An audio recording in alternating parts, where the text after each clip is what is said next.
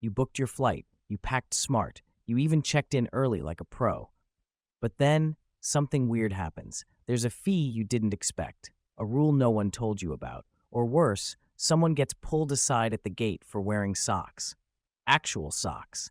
Flying in 2025 isn't just about getting from A to B anymore. It's about navigating a whole new set of airline rules that weren't there last year. Delta's changed, United's changed. Even Southwest, the friendly, no-frills airline, is playing by different rules now. And unless you've read the fine print, chances are you're not flying smarter, you're flying blind. The worst part? These changes don't show up in big red warnings. They're buried in app updates, seating charts, and tiny footnotes at checkout. But the consequences? Delayed boarding, extra charges, even denied entry. The good news? If you know what to look for, you can stay 2 steps ahead. And that's what this video is all about. There was a time when free Wi-Fi on a plane felt like a luxury. Now, it's quietly becoming the new standard, and honestly, it's kind of amazing. You can literally text your mom, "I'm alive," from 35,000 feet, and yep, she'll still reply, "Did you bring a jacket?" Delta, United, and American now offer free messaging through iMessage, WhatsApp, and Facebook Messenger. You don't have to pay a cent. Just make sure the app's already downloaded before takeoff, because trying to install it mid-air is like trying to stream Netflix through a straw. JetBlue is still the king of Sky Wi-Fi, fast, free, and available even in economy. You can browse, stream, or send memes like you're sitting in a cafe that just happens to be buckled to a jet engine. United throws in free full Wi-Fi for T-Mobile customers, which is a pretty sweet perk. Most other airlines still charge between $8 and $10 for full access, though American is in the middle of upgrading older planes with Intelsat's faster satellite system. Delta's going big. As of now, nearly all domestic flights, and a solid chunk of their transatlantic ones, including routes to Europe, Israel, and West Africa, already have free Wi-Fi. They're rolling it out to regional jets in South America next. And on newer planes like the A321neo or the A350-1000, look out for something called dual network systems. That means stronger, faster connections and fewer moments of you staring at a frozen loading circle during a FaceTime call. It's becoming more common and more reliable. Alaska, United, and Air Canada are now teaming up with Starlink to bring satellite-powered internet that actually works. Finally, you can scroll without screaming internally.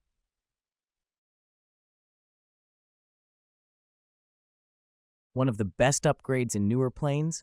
Bluetooth support. That means you can finally use your own wireless headphones. No more digging through your bag for wired earbuds or pretending to enjoy those plastic-wrapped freebies they pass out like it's 2006.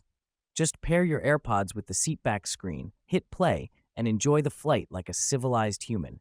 No adapters, no tangles, no weird double-prong jacks. And the entertainment systems themselves?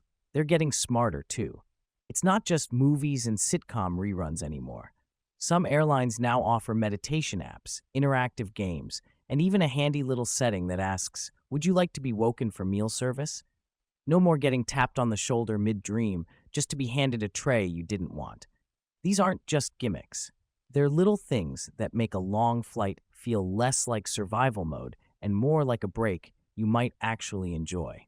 Which upgrade would you never want to fly without now? Let me know in the comments. I love hearing what's actually making a difference for people. Wi-Fi might be getting a glow up, but when it comes to charging your phone, some airlines are still stuck in 2012. Picture this. You're mid-flight, your phone battery is hanging on at 4%, and you realize there's no USB-C port in sight. Or worse, there's only one outlet for your entire row, and someone else already claimed it. Welcome to the great power struggle in the sky.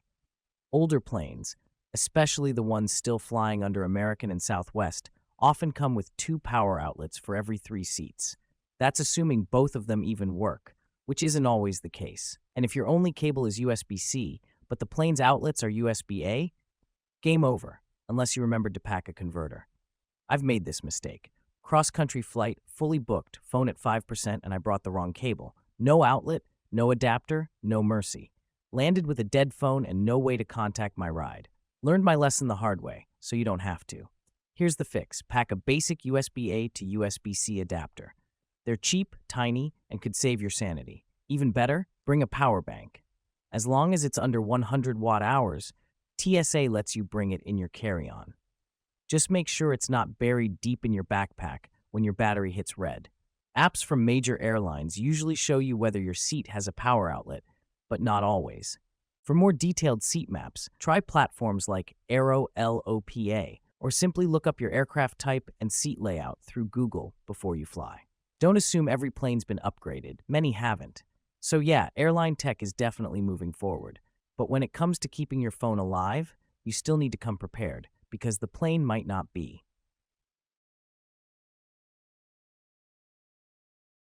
Remember when picking your seat used to be simple?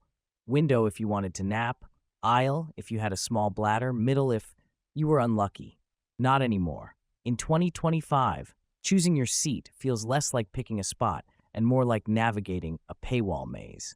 Airlines have turned seat selection into a mini business model, and if you're not paying attention, you could end up stuck in row 34B next to the bathroom for the low, low price of regret. Let's start with United and American. If you're flying basic economy, forget choosing anything. You get assigned whatever's left, usually a middle seat squeezed between two strangers who both claim the armrest. Want to switch? Get ready to fork over anywhere from $15 to $50, depending on how close to the front you want to be, or how desperate you are to not sit next to the lav. Delta used to be the chill one, but as of 2024, they joined the game too. Basic flyers don't get a seat choice until the gate. It's digital roulette, and you find out your seat assignment at boarding time. Fingers crossed it's not a middle seat in the back next to someone's emotional support trombone. And even if you do pay for seat selection, that's just the starting bid. Exit row? Premium location? Bulkhead? That'll be $50 and up, thank you very much.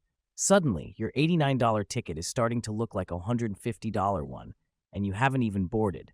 Now, to be fair, United's app does offer a decent feature. It lets you flag your seat preference, and if your ideal spot opens up later, you get moved automatically, no extra charge.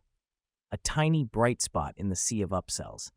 Southwest, still doing open seating for now, but later this year they're planning to roll out assigned seating, which means their free-for-all boarding groups may be going extinct. So if you still love the chaos of trying to grab a window seat like it's a game show, enjoy it while you can. Bottom line, picking your seat used to be part of the experience. Now it's part of the invoice. There was a time when a plane ticket actually meant the whole flight. Not anymore. In 2025, what looks like a cheap fare is often just the opening bid, and everything else gets unbundled into tiny little charges that quietly stack up. Let's say you're flying Delta on a short route. Used to be you'd get a snack, maybe some Biscoff cookies. Now, that cookie costs you $10 if your flight is under 900 miles. Sandwiches? They're still around, but they've jumped to $15, and most of them aren't even Instagram-worthy. United and American are doing the same thing. $3 for a pair of headphones you'll never use again. $5 for a thin blanket that feels like a paper towel. And $12 for a snack box that used to be included with your ticket. Even Southwest, yes, Southwest, is dipping into the upsell pool. As of spring 2025, they're testing a new basic fare that might limit those famously free sodas and snacks. No official changes yet, but the direction is clear. Nothing is off limits anymore. And here's the catch that trips up a lot of passengers. You might not even be able to pay for those extras unless you planned ahead. Delta and United are phasing out in-flight credit card readers. No cash, no tap to pay. You have to use the airline's app with a linked payment method before the flight even leaves the ground. If you didn't load the app or forgot to connect your card, you're sipping tap water and eating your hopes. Have you ever gotten stuck without being able to pay mid-flight? Tell me, some of these rules are catching everyone off guard. Pro tip, if you're flying Delta, you can order food in advance during booking and get 20% off. It's not widely advertised, but it works. Moral of the story? Don't assume anything is free. If it's not in writing, it's probably not included. And if you want a bottle of water or a cookie mid-air, make sure your payment method is locked and loaded before takeoff. Because in 2025, the real turbulence starts when you open your wallet. You made it through security. You're at the gate. Your roller bag's within the size limit, so you're good to go, right? Not necessarily. In 2025, airlines have turned carry-on luggage into premium real estate. And if you don't know the exact rules for your fare class, your bag could cost you more than your seat. Let's talk United. If you're flying basic economy, you're only allowed one personal item that fits under the seat. No roller bag, no overhead bin access. Try to sneak it through, they'll stop you at the gate and charge $40 for the bag, $25 as a handling fee. I've watched it happen in real time. A guy at LAX tried to explain that he always brings it, and the agent didn't even blink. American still allows one carry-on and one personal item, even with basic economy, but they've gotten way stricter about size. If your bag doesn't fit in the metal bin sizer at the gate, you'll be charged on the spot. And if you slow down the boarding line while you argue, some gate agents might tack on an additional delay fee. Not often, but it happens. Delta used to be known as the nice one, and in some ways, still is. Basic flyers can bring both a carry-on and a personal item. But here's the twist. At major airports like ATL and JFK, they've started enforcing bag limits by the inch. Got a hoodie hanging off your backpack, a water bottle clipped to the side? If it's not zipped up and contained, you may be told to check it or shove it inside and do it fast. Now for the big shift. Southwest. For years, they were the king of free bags. 2 checked bags, 1 carry-on, 1 personal item, even with the cheapest ticket. But as of May 28, 2025, that era is over.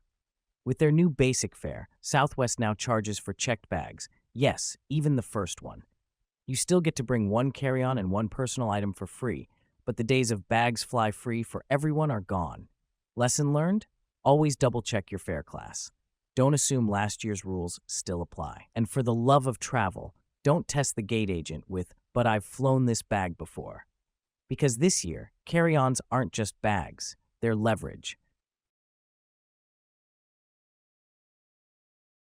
You'd think what you wear to the airport is your business. But in 2025, it might be the reason you don't get on the plane. Every major airline has a dress code hidden somewhere in the fine print. For years, most people ignored it.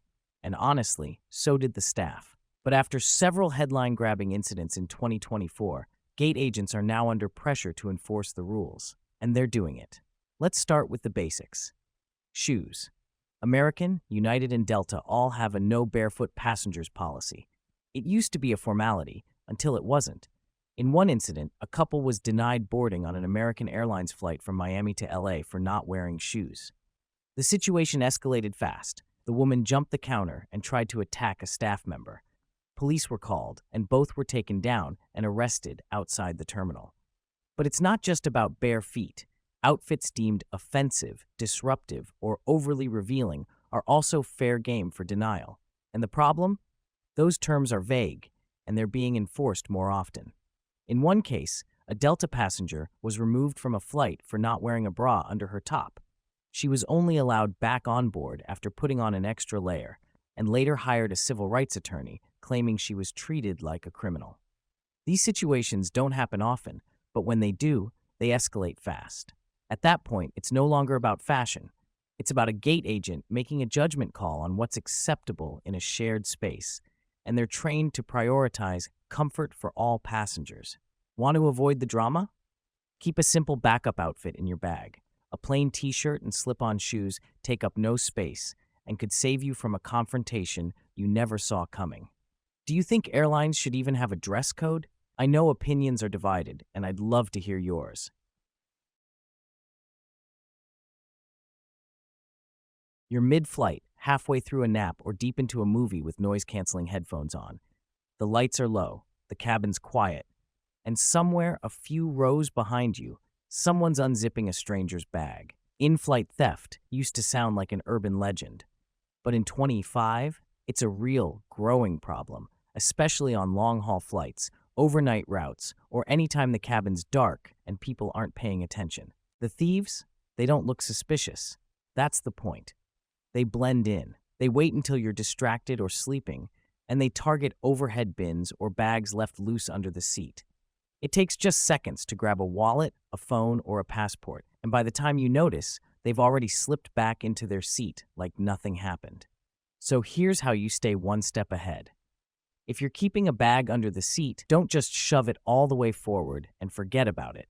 Pull it back. Keep it right near your feet, where you can see it at all times. The closer it is, the harder it is for anyone else to reach without you noticing. You can even rest your foot on the strap or wedge it slightly between your legs if you're trying to doze off. Avoid putting anything valuable in the overhead bin. That space should be for your coat, shoes, or snacks, not your laptop or jewelry. And if your bag has zippers, clip them together with a small carabiner or travel lock. It's not about being paranoid, it's about not making it easy. Thinking of sleeping? Don't leave your phone, wallet, or passport in the seatback pocket. That's basically a display shelf. Keep them on your body, in a zipped pocket, a small crossbody, or a neck pouch under your hoodie. In-flight theft doesn't make headlines, but it's happening. And once you're 30,000 feet in the air, your best protection isn't airport security. It's being just a little more aware than the person next to you. Flying in 2025 isn't necessarily harder, but it is trickier. The rules have changed, the fees have multiplied, and the smallest mistake, like missing a payment setting or bringing the wrong size bag, can cost you time, money, or even your seat. But now, you're ahead of the curve. You know to check your fare class before packing. You've got the Airline app downloaded and payment linked. You're not showing up with a dead phone, a roller bag on a basic economy ticket, or a shirt that might raise eyebrows at the gate. You're paying attention to your seat assignment, to where your stuff is, how your outfit reads, and what the rules actually say. Smart travel today means more than just showing up. It's knowing the game has changed and staying 3 steps ahead without making a scene. So if this video helped you dodge even one awkward moment or unexpected charge, give it a like, drop a comment, or send it to that one friend who always gets stopped at the gate for something. Traveling smart isn't about luck anymore. It's about having the right info before your boarding group is called.